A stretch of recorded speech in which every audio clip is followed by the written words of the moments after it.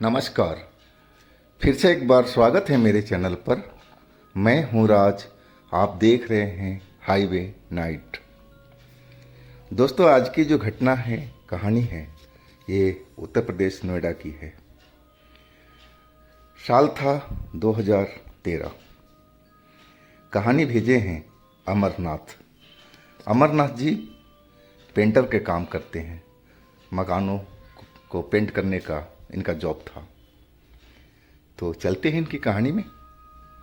लेकिन दोस्तों, आपने मेरे चैनल को सब्सक्राइब नहीं किया है तो जल्दी से कर लीजिए और साथ में बेल आइकन को दबाना मत भूलिएगा। तो चलते हैं हाईवे नाइट के इस सफ़र पर। दोस्तों, मेरा नाम अमरनाथ है।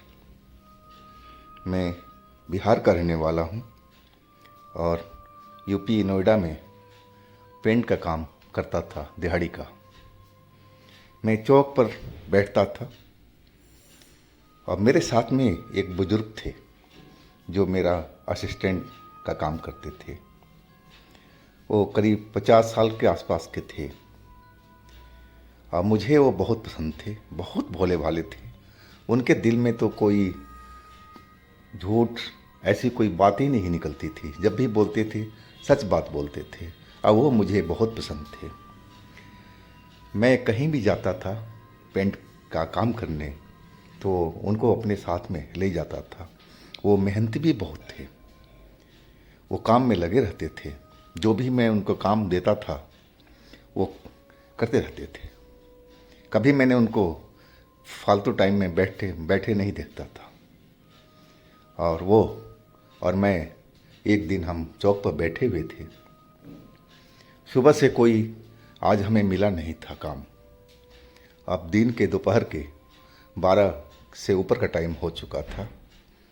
हम आपस में बात कर रहे थे। मैं उनको चाचा कहता था कि चाचा, आज तो लगता है कि हम लोग को खाली हाथ ही लौटना पड़ेगा अपने घर को। तो चाचा भी हंस दिए, बोले हाँ बेटा, ऐसा ही तो लग रहा है। चलो, कभी कभी ऐसा भी होता है। ये तो चलता रहता है ज़िंदगी में, उतार चढ़ाव। तभी एक गाड़ी आकर के रुकी। वो कार थी और उसमें से एक आदमी जल्दी से हम लोग के पास में आया। वैसे तो चौक पर बहुत भीड़ हुआ करती थी सुबह सुबह में, लेकिन अधिकांश लोग चले गए थे और ख़ास करके पेंटर तो कोई बचा ही नहीं था। पेंटर में हम ही थे। और वो बंदा जैसे ही कार से बाहर निकला तो जो लोग वहाँ पर खड़े थे उसकी तरफ टूट पड़े थे कि शायद उन्हीं के लिए काम है। लेकिन वो बोला, पेंटर है कोई? हमें पेंटर की ज़रूरत है। तो वो लोग तो पेंटर थे नहीं, अलग अलग काम करते थे। तो उन्होंने तो मना कर दिया और मेरी तरफ इशारा कर दिया कि वो जी, वो देखो वहाँ पर वो पेंटर का काम करते हैं। और वो इंसान हमारी तरफ चला आया। बोला, जी पेंट का काम करते हो? यानी कि हाँ जी, पेंट का ही काम करते हैं हम। बोला, थोड़ा अर्जेंट काम करवाना है और काम आज ही ख़त्म करना है, कर पाओगे? यानी कि बिना देखे मैं कुछ नहीं बता सकता जी, कैसा कैसा काम है, कितना टाइम लगेगा, ये तो देख कर के ही बता पाऊँगा। बोला, ठीक है, आओ गाड़ी में बैठो, हम चलते हैं। अब हम लोग के पास में तो काम तो आज था ही नहीं। हम भी घर को वापस जाने वाले थे। तभी भगवान ने इस ग्राहक को भेज दिया था और हम दोनों, चाचा और हम, उस गाड़ी में बैठ गए थे अपने सामान वामान लेकर के और चल पड़े उसके साथ में। वो कहाँ कहाँ घुमाता रहा है हमें कुछ मालूम नहीं और एक कोठी के पास में ला करके गाड़ी खड़ा कर दिया। मैंने देखा उस लाइन में करीब 10-12 कोठियाँ थी, लेकिन वहाँ लोग दिखाई नहीं पड़ रहे थे। शायद घर के अंदर होंगे। और वो कोठी का ताला खोला, बोला, आप लोग आ जाओ अंदर, सामान लेके आ जाओ। और हम अंदर पहुँच गए थे। बोला, देख लो, कुछ जगह पर टचिंग करनी है, रिपेयर करना है ये सारे घर में। एक्चुअल में वो बोलने लगा कि मैं एक डीलर हूँ, प्रॉपर्टी डीलर हूँ और ये घर को कल कोई देखने आ रहा है। ये घर हमें बेचना है तो हमें जल्दी है। मैं उसकी बात समझ गया था कि अगर कहीं से टूटा फूटा कहीं से दिखेगा तो रेट में कमी हो सकती है। मैं यही सोचा था। अब मैं पूरा घर घूम घूम करके देख लिया। मुझे अंदाज़ा हो चुका था कि हम देर रात तक इसका काम निपटा सकते हैं। और मैंने उसको बोल दिया कि हाँ जी, हो सकता है कि पूरी रात लगे, लेकिन काम आपका ख़त्म हो जाएगा। अब फिर मैंने अपने पैसे बता दिए। मैं उसकी तरफ चेहरा देख रहा था, है कि मैं पैसा कुछ ज़्यादा ही बोला था। वो शायद कम कराए, मुझे ऐसा ही लग रहा था। लेकिन वो तो 1 मिनट में बोला, ठीक है काम स्टार्ट करो, क्या क्या सामान चाहिए मुझे फटाफट आप लिख करके दो। मैं चाचा की तरफ देखने लगा। चाचा मुस्कुरा रहे थे। अब मैं जल्दी जल्दी सारा सामान एक पर्ची पर लिख करके दिया, यानी कि आप ले आइए सर, जल्दी मत कीजिए, आराम से जाइए और सारा सामान सही ढंग का ले आना, कोई नकली माल मत ले आना। तो बोलने लगा कि आप चलो, यानी कि हाँ मैं चलता हूँ आपके साथ में। और चाचा को छोड़ करके हम लोग चले गए थे सामान लाने के लिए। मैं एक एक सामान को अच्छी तरह से देख करके लिया था, ताकि जो भी काम करूं ग्राहक की संतुष्टि हो। अब मैं ऐसा ही करता था कि काम बहुत ईमानदारी से करता था। और हम सारा सामान लेकर के आ चुके थे और घर का रिपेयरिंग का, पेंट का काम हमने शुरू कर दिया था। और वो जो डीलर थे उन्होंने चाबी पकड़ा दिया मुझे, बोला मैं जा रहा हूँ, बीच बीच में आता रहूँगा, और ये रहा मेरा फ़ोन नंबर, कोई ज़्यादा इमरजेंसी हो तो मुझे फ़ोन कर लेना। यानी कि ठीक है सर। और वो चाबी लेकर के हम रख लिए। अपने काम में हम लोग लग चुके थे। हम कोशिश कर रहे थे कि 12-1 बजे रात तक, 2 बजे तक काम ख़त्म कर लें, ताकि हम लोग थोड़ा आराम भी कर सकें, अगले दिन के लिए काम पर जाने के लिए फ्रेश रहें। वही हम लोग का सोच था। चाचा भी जी जान से लगे हुए थे और काम करते करते करीब शाम का 7, 7:30 का वक्त हो चुका था। तब वो बंदा आया था। जब आया था तो उसके हाथ में कोई समोसे, ब्रेड पकोड़े और चाय थैली में कप भी लेके आया था। बोला काम बंद करो, पहले आप लोग कुछ नाश्ता वास्ता कर लो, पूरा दिन लगे रहे हो, भूख तो लगी होगी, तो शरीर में ताकत भी तो रहनी चाहिए। मैं बोला हाँ जी आपने तो बहुत अच्छा किया, भूख तो हमें भी लग रही थी। और हम लोग वो जो समोसा, ब्रेड पकौड़ा लाया था हमने खाने शुरू किया। वो भी डीलर ने भी एक समोसा को खाया था और चाय भी पिया था। और फिर इसके बाद हम अपने काम में लग गए थे।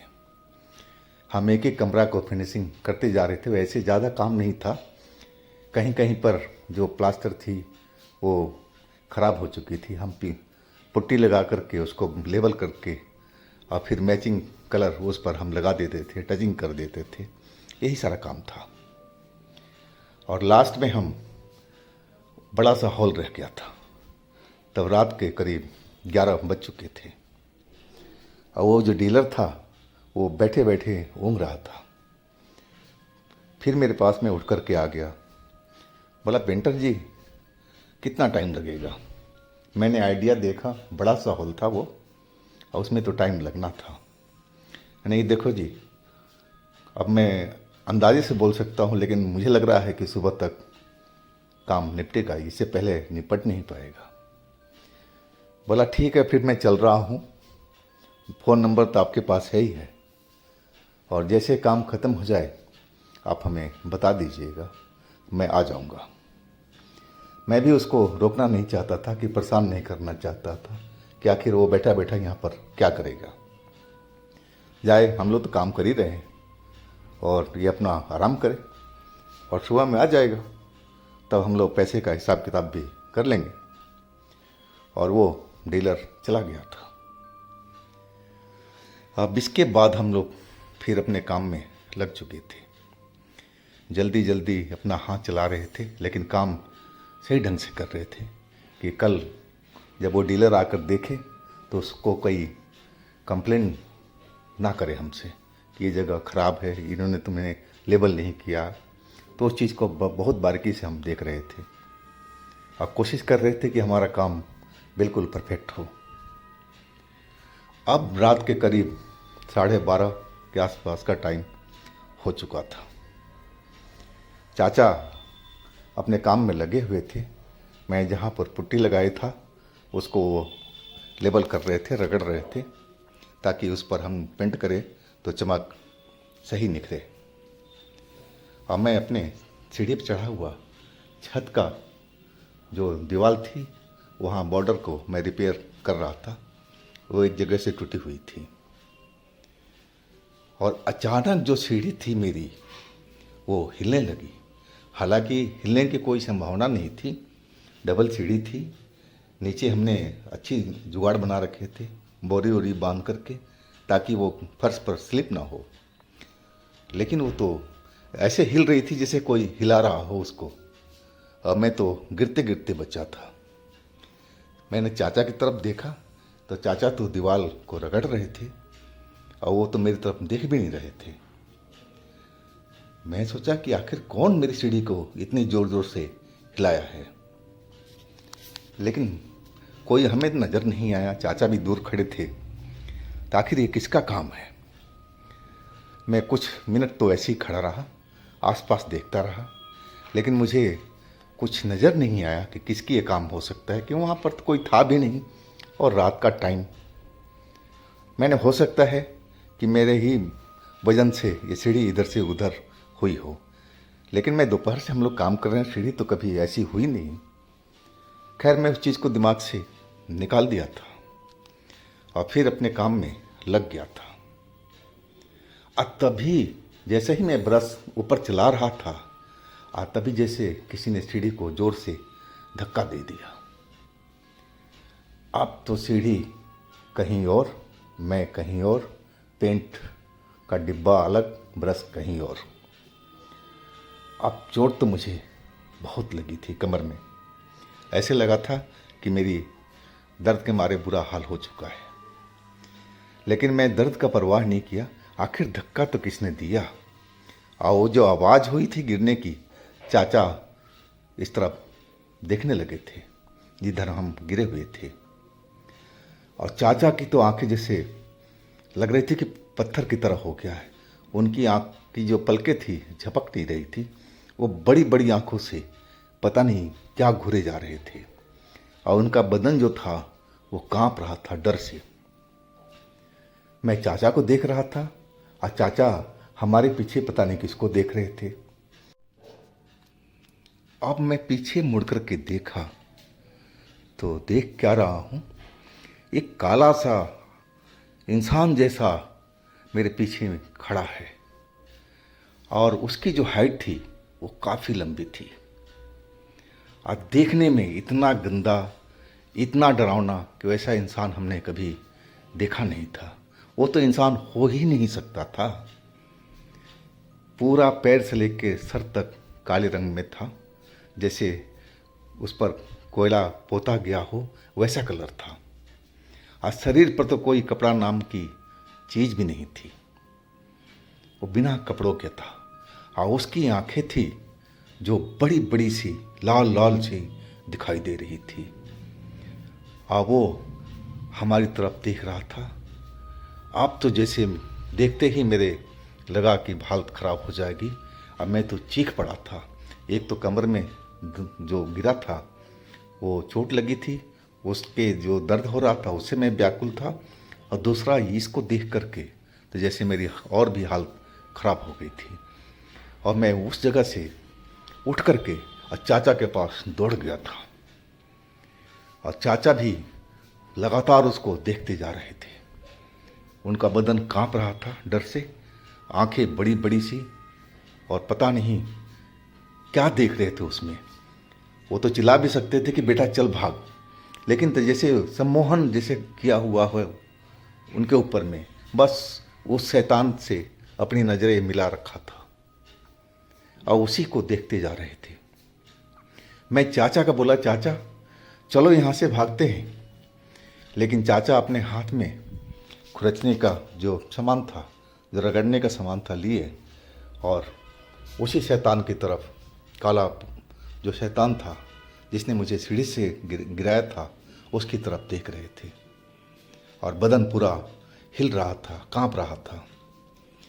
मैं समझ गया कि शैतान ने चाचा के ऊपर में कोई जादू चला रखा है और इसलिए ये इस जगह से हिल नहीं रहे हैं, ना चिल्ला रहे हैं, ना भाग रहे हैं।